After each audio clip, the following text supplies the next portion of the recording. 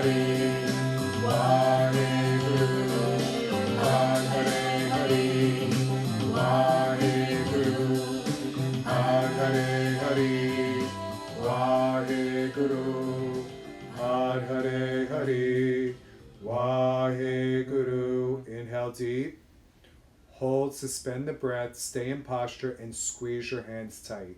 Squeeze, squeeze, squeeze, squeeze. Stay in posture, exhale. Inhale deep again. Hold and squeeze the hands. Squeeze. Squeeze as hard as you can.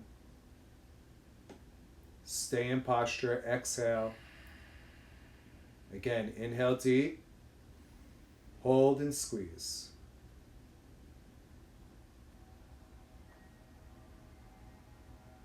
Exhale and lift the arms straight up towards the ceiling. Spread the fingers apart and begin to shake the arms and shake the hands. Inhale deep and shake. Keep shaking, exhale. Keep shaking, inhale. Keep shaking, exhale. Now inhale, stretch the arms up, stretch the spine, stretch straight up towards the ceiling. Separate the fingers, make them like steel and stretch. Hold the breath. And exhale, bring the arms down. Keep the eyes closed. Har Hare Hare Waheguru. You are the seed, you are the flow, and you are the root. You are God. God and you and God are one. Completely merged together. Any lifetime, always the same. The seed, the flow, the root, and the merge to Waheguru. Beautiful. Before we close, I just want to read a quick quote from Yogi Bhajan, which I think encapsulates everything that we did here and gives you some good advice going forward. So, you take your subtle body, which has to go with your soul, and decorate it with the flowers of consciousness, the God's grace, the Guru Mantra. Decorating your consciousness with these flowers, you will go into the realm of infinity. Just keep on singing and chanting and walk toward God's home, which is your home. Bring your palms together at the heart center. We'll sing a long time sunshine song and 3 long satnams to close. Inhale. May the long time sun shine upon you, all love surround you, and the pure light within you guide your way on. May the long time sun shine upon you, all love surround you, and the pure light within you guide your way on, guide your way on, guide your way on.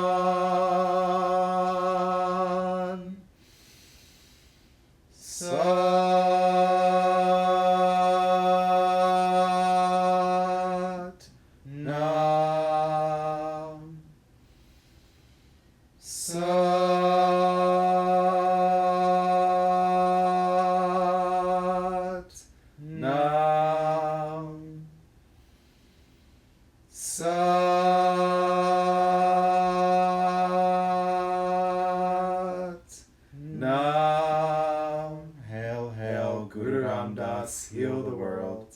Hail, hail, Guru Ram Das, heal the world. Hail, hail, Guru Ram Das, heal the world. Waheguru Ji Ka Khalsa, Waheguru Ji Ki Fateh.